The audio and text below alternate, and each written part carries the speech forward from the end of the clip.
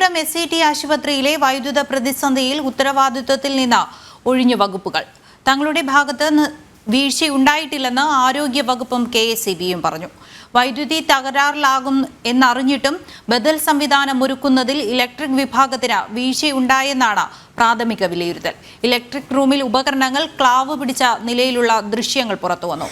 കോൺഗ്രസ് കൗൺസിലർമാർ SCTയിലേക്ക് പ്രതിഷേധ മാർച്ച് നടത്തി. ഇന്നലെ രാത്രി 3 മണിക്കൂറോളം ഇരുട്ടിലായ SIT ആശുപത്രിയിൽ രാവിലെ 7:30യോടെയാണ് വൈദ്യുതി സാധാരണ നിലയിലായത്. ജനറേറ്ററിന്റെ സഹായമില്ലാതെ വൈദ്യുതി എല്ലായിടത്തും സ്ഥാപിച്ചതായി സൂപ്രണ്ട് അറിയിച്ചു. വൈദ്യുതി തടസ്സപ്പെടാൻ കാരണം SITയിലെ ഇലക്ട്രിക് വിഭാഗത്തിന്റെ വീഴ്ചയാണെന്നാണ് പ്രാഥമിക നിഗമനം. സംഭവത്തിൽ സമഗ്ര സമിതി അന്വേഷണം നടത്തും. KSEBക്ക് വീഴ്ചയില്ലെന്ന് മന്ത്രി K. കൃഷ്ണൻകുട്ടി പറഞ്ഞു. ആശുപത്രിയിലെ മെയിൻ്റനൻസിന് നേരത്തെ ചോദിച്ചു, അപ്പോൾ വൈകി കൊടുക്കാൻ.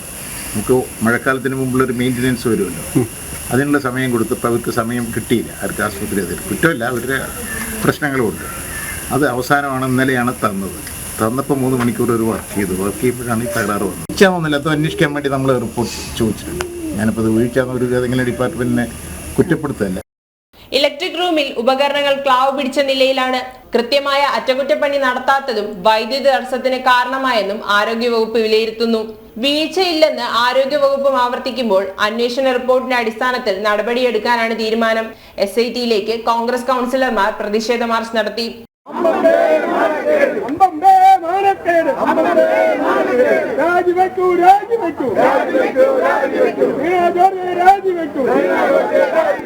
ജനം, തിരുവനന്തപുരം.